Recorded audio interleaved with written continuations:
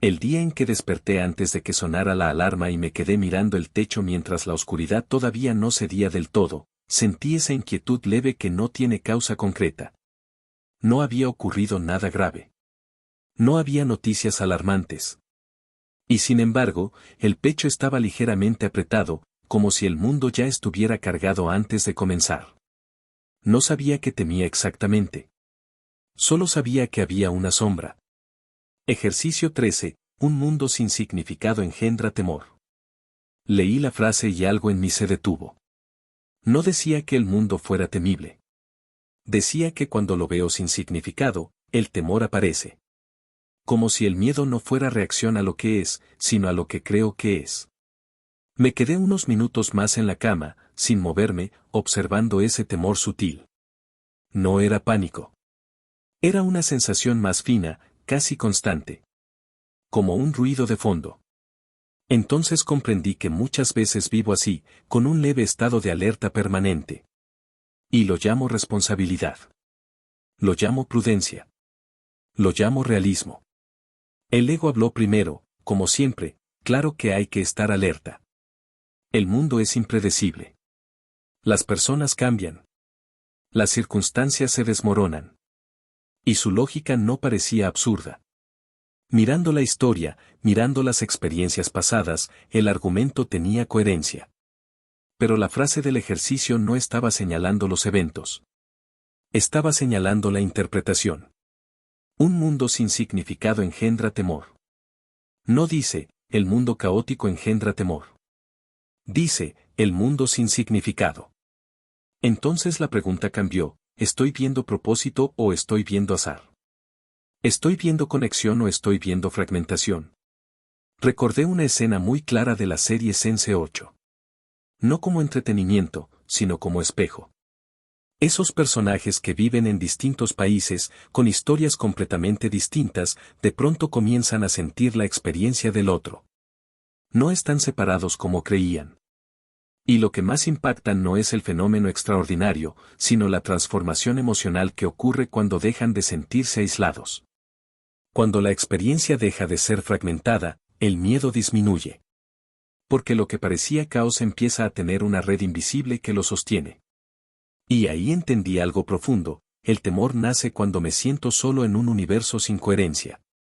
Cuando percibo que nada está conectado, que todo es accidental, que mi vida es una suma de eventos inconexos. Un mundo sin significado es un mundo donde no percibo unidad. El ego volvió a intervenir, eso es ingenuidad. No todo tiene sentido. No todo está conectado. A veces las cosas simplemente pasan. Y esa voz, otra vez, parecía madura. Pero el espíritu susurró algo más delicado, no ver significado no significa que no exista. Significa que no lo estás reconociendo. La diferencia es sutil, pero lo cambia todo. Mientras el amanecer empezaba a aclarar la habitación, me acordé de la película Por qué Bodhidharma partió hacia el este, esa historia lenta, contemplativa, casi silenciosa, donde el significado no se explica con palabras, sino que se descubre en la simpleza del acto cotidiano. El discípulo pregunta. El maestro no responde con discurso grandilocuente. El sentido no está en la lógica. Está en la experiencia directa. Cuando la mente deja de forzar interpretaciones, algo se revela. Y comprendí que mi temor muchas veces no nace de lo que ocurre, sino de la insistencia mental en que todo debe encajar dentro de mi mapa personal. Si algo no encaja, lo declaro absurdo o peligroso. El mundo sin significado no es el mundo en sí. Es el mundo filtrado por una mente que no reconoce su fuente. Me levanté finalmente. Fui a la cocina. El sonido del agua corriendo era simple, cotidiano. Pero observé cómo mi mente etiquetaba todo automáticamente, día pesado, pendientes, incertidumbre. Antes de que algo ocurriera, ya estaba narrando posibles escenarios. Y cada narrativa llevaba implícita una dosis de miedo. Recordé entonces algo que León Tolstoy expone en La muerte de Iván Ilich. No como análisis literario, sino como sensación interna, el verdadero terror no era la muerte física, sino el descubrimiento de que la vida que había llevado carecía del significado profundo que creía tener. Cuando la narrativa social se derrumba, el vacío genera pánico. No el hecho en sí, sino la ausencia de sentido. Y comprendí que el ego necesita construir significado constantemente. Pero su significado es frágil, porque está basado en comparación, logro, seguridad externa. Cuando esas estructuras tambalean, el miedo surge. El curso me estaba invitando a otra cosa. No a fabricar significado, sino a reconocer que el significado verdadero no proviene de mis conclusiones, sino de la percepción alineada con el amor. El ego dijo, el miedo te mantiene preparado. El espíritu respondió, el miedo te mantiene separado. La diferencia volvió a sentirse corporal. Cuando creo que el mundo carece de sentido, me contraigo. Me protejo. Desconfío.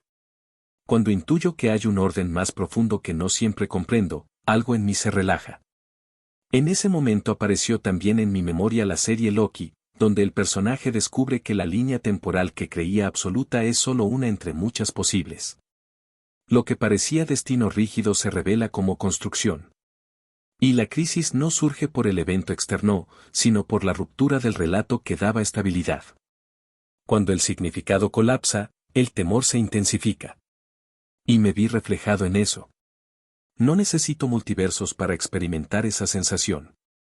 Basta con que mi plan del día no se cumpla para que mi mente diga, nada está bajo control. Y de ahí al miedo hay un paso. Pero ¿y si el significado no depende de que todo siga mi guión? Me senté un momento en silencio, con el café todavía humeando. Cerré los ojos. Y permití que la frase del ejercicio se repitiera internamente, no como advertencia, sino como espejo. Un mundo sin significado engendra temor. No dice que el mundo sea carente de sentido. Dice que cuando yo lo percibo así, el miedo es consecuencia. Y ahí apareció un recordatorio suave, casi imperceptible, que no necesitaba encabezado ni énfasis, el temor no es prueba de que el mundo sea hostil. Es señal de que estoy mirando desde la separación. Cuando dejo de ver propósito, cuando dejo de ver conexión, cuando dejo de recordar que no estoy solo en esta experiencia, el miedo ocupa el espacio. Si vuelvo a mirar con humildad, si admito que mi percepción puede estar incompleta, el mundo no se vuelve necesariamente comprensible en términos intelectuales, pero deja de ser amenaza permanente. El amanecer ya estaba completo. La luz entraba por la ventana sin dramatismo. Nada extraordinario había cambiado afuera. Pero algo dentro de mí se había desplazado apenas. No era una certeza absoluta. Era una pequeña rendija. Y a través de esa rendija, el mundo dejó de parecer un escenario sin sentido, y empezó a sentirse como una experiencia que todavía estoy aprendiendo a mirar. El reloj marcó las 11:30 de la mañana y me descubrí revisando compulsivamente el teléfono, esperando un mensaje que no llegaba, sentí como el pecho volvía a tensarse.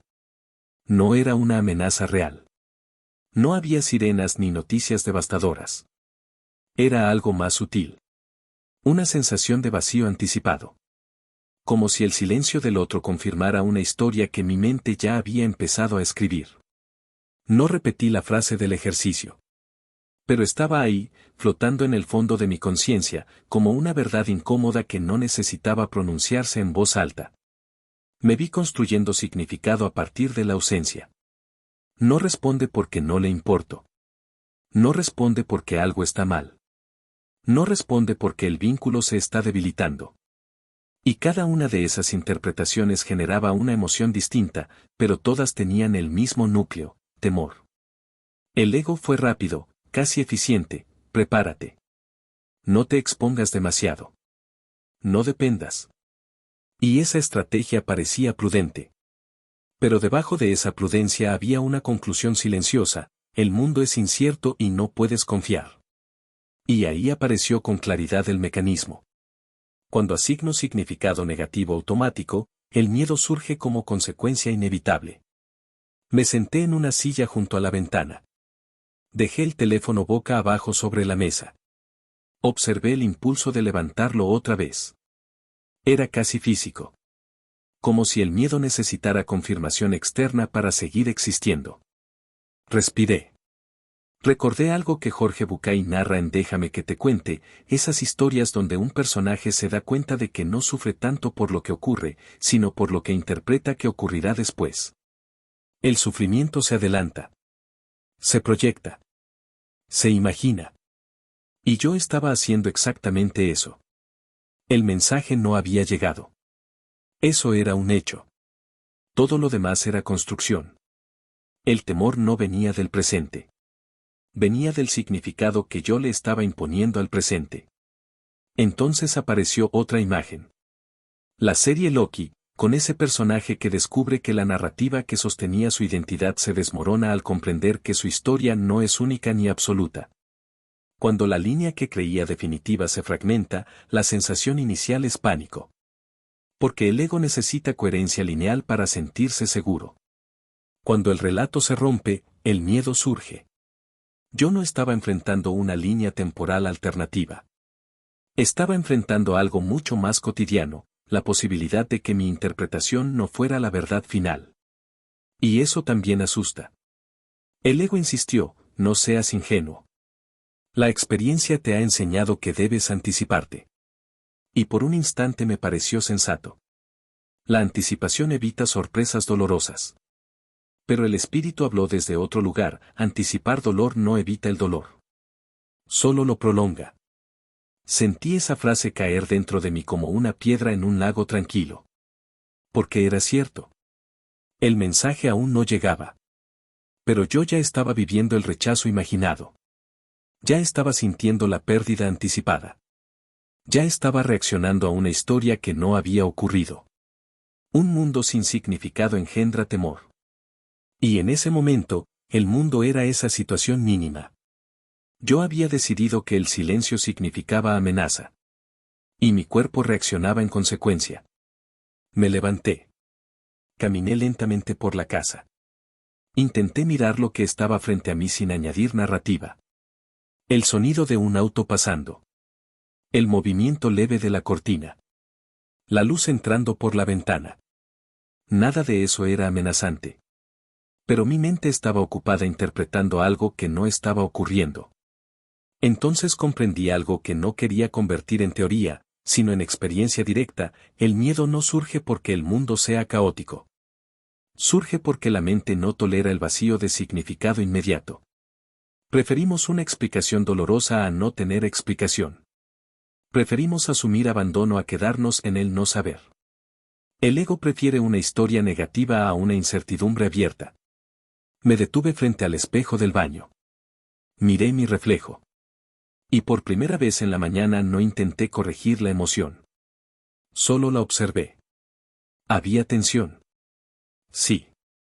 Pero también había conciencia. Recordé entonces una escena de la serie Sense8 donde uno de los personajes, enfrentando una situación aparentemente peligrosa, siente de pronto la presencia interna de los demás. No está solo. La conexión transforma la experiencia. El miedo disminuye cuando la percepción de separación se reduce. Y comprendí que mi temor muchas veces no es a la situación, sino a la sensación de estar solo frente a ella. Si el mundo no tiene significado, estoy solo en un universo indiferente. Pero si el mundo tiene un propósito que no siempre comprendo, entonces no estoy aislado. Estoy en proceso. Esa diferencia es abismal. Regresé a la mesa. El teléfono seguía boca abajo. Lo dejé así. No como acto heroico. Solo como experimento. Y me quedé sentado con la incomodidad. En ese espacio apareció algo nuevo. No una respuesta. No un mensaje. Sino una calma leve que no dependía del exterior. Entendí que el temor se alimenta de la interpretación constante. Cuando suspendo el juicio, aunque sea unos segundos, el miedo pierde combustible. No se trata de negar que el mensaje pueda traer una noticia incómoda. Se trata de no vivir esa noticia antes de que exista. Un mundo sin significado engendra temor, pero un mundo que aún no comprendo no necesariamente es un mundo hostil. El mensaje llegó finalmente.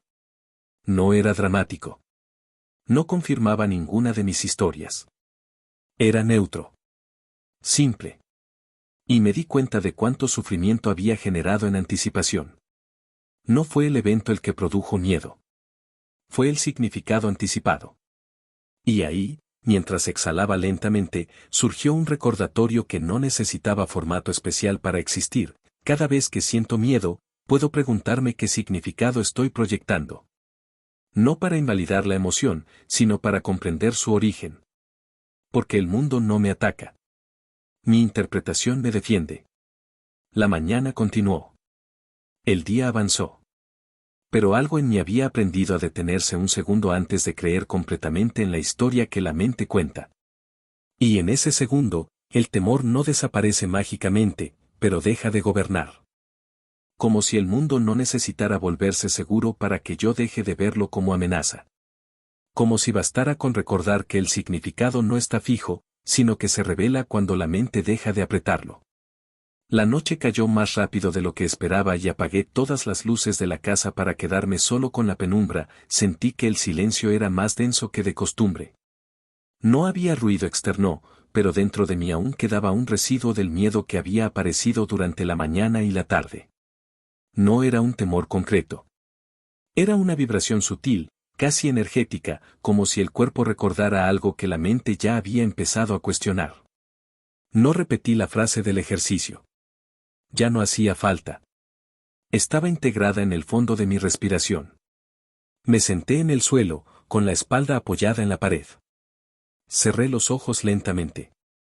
Dejé que la oscuridad fuera simplemente oscuridad, sin atribuirle significado. Observé cómo, casi automáticamente, la mente intentaba llenar el vacío con imágenes, con escenarios, con posibilidades. Y ahí lo vi con claridad. El miedo no tolera el vacío interpretativo. Cuando no sé qué está pasando, mi mente inventa. Cuando no entiendo el propósito, construyo amenaza. Un mundo sin significado engendra temor, porque la mente necesita estructura para sentirse segura. Y cuando no percibe estructura, asume peligro. Comencé a respirar más profundo. Inhalando despacio. Exhalando lento. Y visualicé algo simple, una especie de espacio interno amplio, sin bordes definidos. No era luz brillante ni imagen mística. Era más bien amplitud. Una conciencia que observa sin necesidad de concluir. Recordé entonces la película Por qué Bodhidharma partió hacia el este, esa experiencia cinematográfica casi silenciosa donde el maestro y el discípulo conviven en una cotidianidad aparentemente simple, pero cargada de significado invisible. En esa historia no hay explicaciones elaboradas. Hay presencia. Y en esa presencia, el sentido no necesita ser declarado, se experimenta. Comprendí que mi miedo muchas veces surge cuando exijo que el significado sea evidente y racional. Pero el sentido más profundo no siempre es lógico. Es vivencial. Dejé que apareciera el temor sin luchar contra él. Lo sentí en el abdomen, en el pecho, en la garganta.